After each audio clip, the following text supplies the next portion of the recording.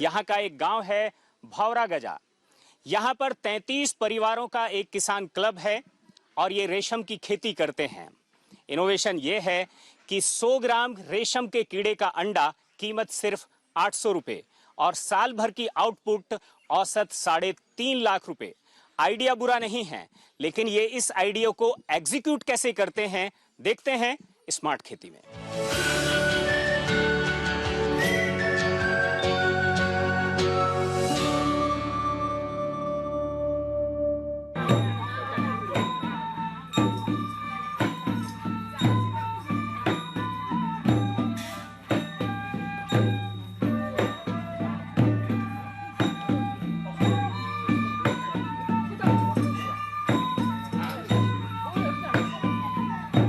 पुराने समय से ही उच्च गुणवत्ता वाले रेशम के उत्पादन के लिए असम राज्य पूरे विश्व में प्रसिद्ध है। इसलिए ब्रह्मपुत्र नदी के किनारे उत्तरी तट पर बसा हुआ ये राज्य सिल्क के कपड़ों का स्वर्ग माना जाता है।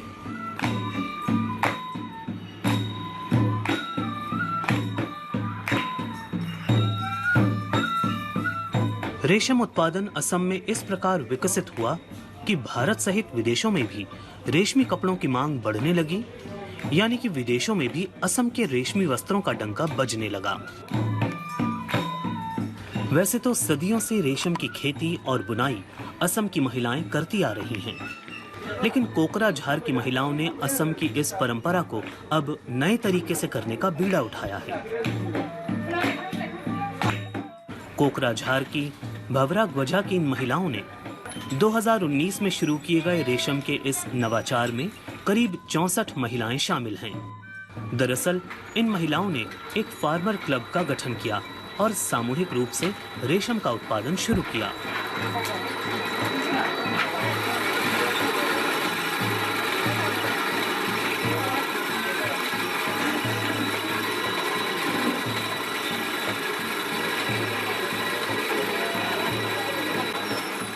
रेशम की खेती 3 प्रकार की होती है: मलबेरी खेती, टसर खेती और एरी खेती।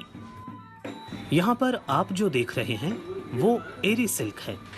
एरी सिल्क नरम और गर्म होता है, इसलिए इसका उपयोग शॉल और रजाई के लिए अधिक लोकप्रिय है।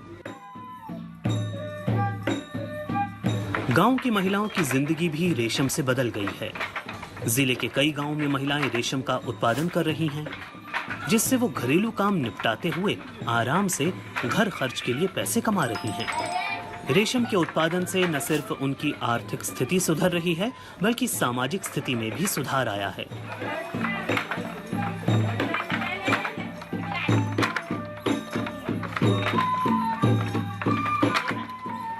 भौरा गजा के 76 घरों में ये काम अभी किया जा रहा है।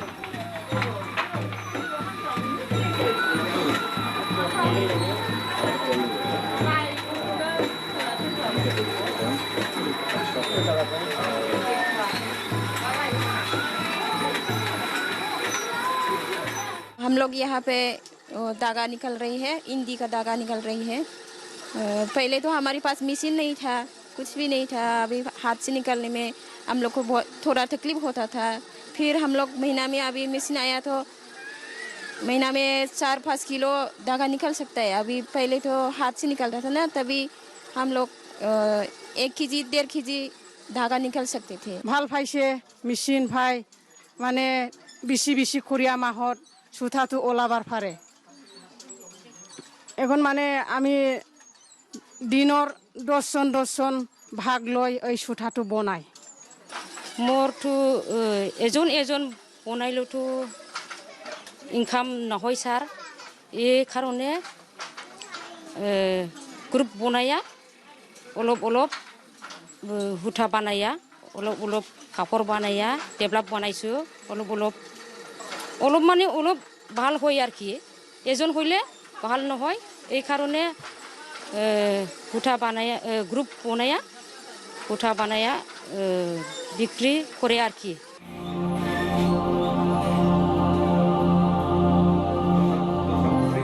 अब हम आपको दिखाते हैं रेशमी उत्पादन का वो तरीका जो इन महिलाओं ने अपनाया है। रेशम की इस मखमली कहानी की शुरुआत इन अंडों से होती है। रेशम का यह सफर दरअसल इन अंडों से ही शुरू होता है।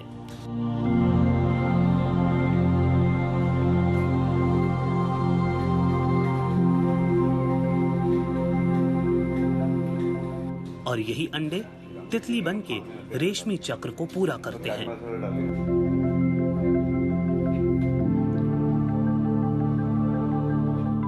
खास बात यह है कि रेशम के निकलने की इस पूरी प्रक्रिया में किसी भी प्रकार से अंडे, प्यूपा और तितली को किसी भी प्रकार का नुकसान नहीं होता।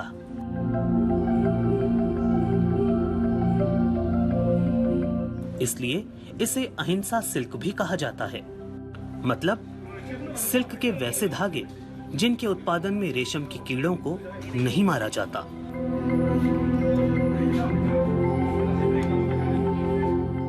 ये जो आप ट्रे देख रहे हैं, इसी ट्रे में अंडों को रखा जाता है।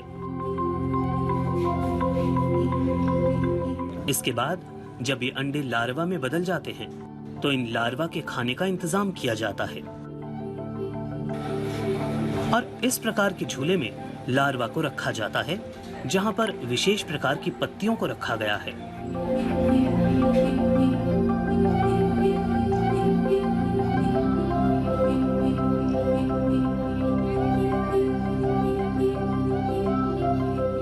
भावरागवझा गांव में रेशम उत्पादन केंद्र के पास ही रेशम के कीड़ों की भोजन की व्यवस्था की गई है।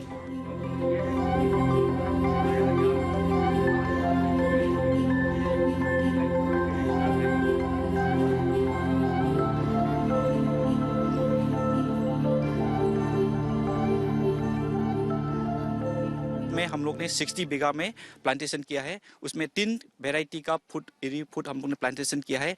एक तो ये जो है आपके सामने ये केसर है, ये केसर प्लांटेशन हम लोग ने किया है। और दूसरी चीज़ जो है ये केसरू। ये केसरू क्यों किया है? क्योंकि ये पेरिनियल प्लांट है, मतलब ये हर साल चलते रहेगा, ये होगा। तो इसका पेरिनियल है, इसीलिए ऑल द ईयर राउंड उसको फूड मिलेगा इसकी एरी को। तो दूसरी चीज़ जो है ये टोपियोका है। ये टोपियोका को हम लोग ने ये प्रोजेक्ट में क्यों लाया? क्योंकि टोपियोका लिव्स इरी का फूड हो जाएगा और इसके बाद उसका ट्यूबर जो है, ट्यूबर को फार्मर को एडिशनल इनकम मिल जाएगा। उसमें से वैल्यू एडिशन कर कर उसको बहुत सारे चीज़ बना सकता है, एनिमल फीड बना सकता है, उसको रो से भी खा सकता है, बॉयल कर भी खा सकता है। तो इसका भी फार्मर्स को एडिशनल इनकम आएगा, इसीलिए टोपियोका भी हम लोग ने इस प्रोजेक्ट में लाया हुआ है। एक बार जब कृमि अपने कोकून में प्यूपा बनाना शुरू कर देते हैं तो अलग अलग लंबे रेशे कोकून से निकाले जाते हैं और रेशम के धागे बनाने के लिए इसकी कताई की जाती है। इन कीड़ों को गोलाकार दिख रहे बांस के बने ट्रे में रखा जाता है, जिसको माउंटेस या चंद्रकी भी कहा जाता है।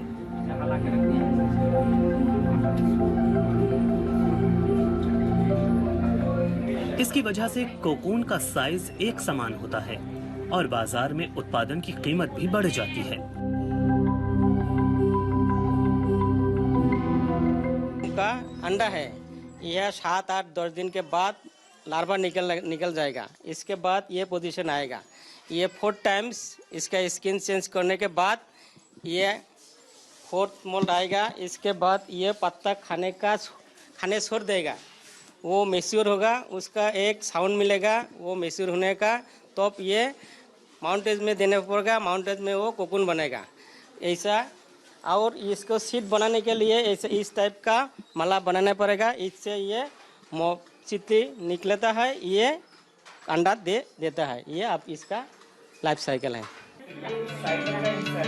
प्यूपा तितली बनने से पहले अपने चारों ओर एक रेशमी जाला बुन लेता है, लेकिन यहाँ पर वो दम नहीं तोड़ेगा, बल्कि यहाँ पर जिस एरी तितली का पालन किया जाता है, एरी ने कोकून बनाते समय बाहर निकलने का रास्ता छोड़ दिया है और समय पूरा होने पर ये बाहर निकल जाएगी।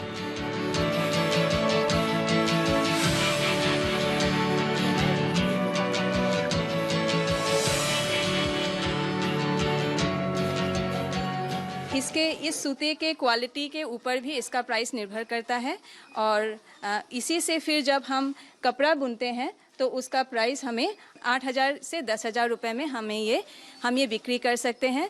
इसके अलावा अगर हम ये सूती को प्राकृतिक तौर से अगर हम इसे रंग करते हैं तो उसका प्राइस फिर और अधिक बढ़ जाता है। –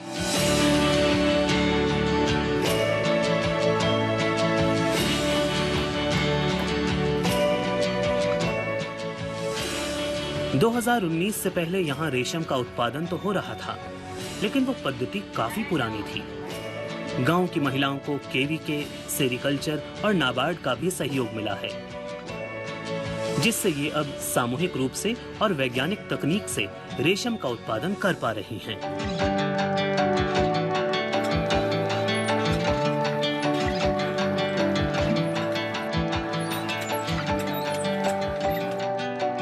का जो एग्रीकल्चर है और दूसरा एग्रीकल्चर की कोई भी ये हो, साइंटिफिकली किए, लोगों साइंटिफिकली ये करने लगे ताकि उन लोगों का इनकम बढ़े। तो एरी का हमने देखा है लोगों ने 2-3 साइकिल किया है, ज़्यादा नहीं करता है ईयरली। तो हम चाहते हैं कि 5, 6, 7 तक बढ़ाइए। तो 6 साइकिल मिनिमम किया तो उन लोगों का एरी का जो खर्चा आता है अराउंड 10 लाख आता है 10 ईयर्स में 10 लाख आता है, और इसका जो इनकम आता है अराउंड 35 लाख आता है। सो 23 लाख इनकम हो जाता है 10 लाख 10 ईयर्स में। काफ़ी सारे एंटरप्राइजेस में काम किया हुआ है। एरी भी हमारा एक इम्पोर्टेंट एंटरप्राइज है, एक एरिया है, इम्पोर्टेंट एरिया है, इसमें भी हम काम कर रहे हैं। आर्या एक प्रोजेक्ट है, attracting and retaining youth in agriculture.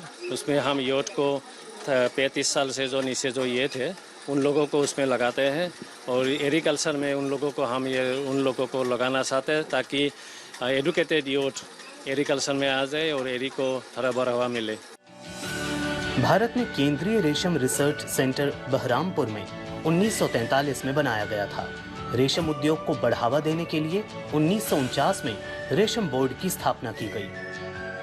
Meghalaya में केंद्रीय एरी अनुसंधान संस्थान और रांची में केंद्रीय टसर अनुसंधान प्रशिक्षण संस्थान तैयार किया गया।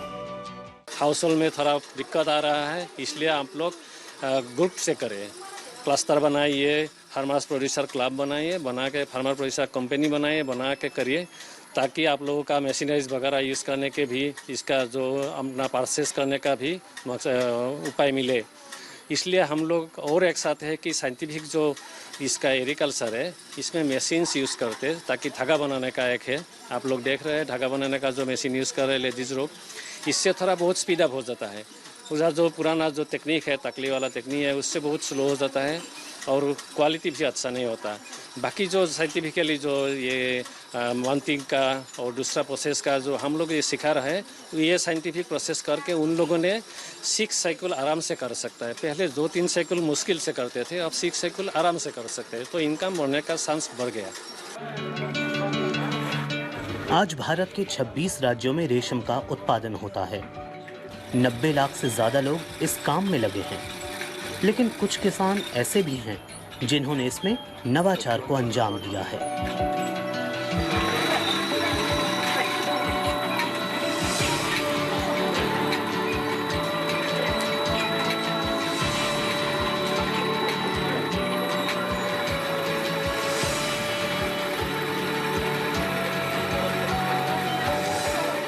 कभी हिंसा के लिए जाने जाने वाले इस जिले में अब सरकार की मदद से भवरा ग्वझा जैसे तमाम गांवों में विकास की कहानियां लिखी जा रही हैं।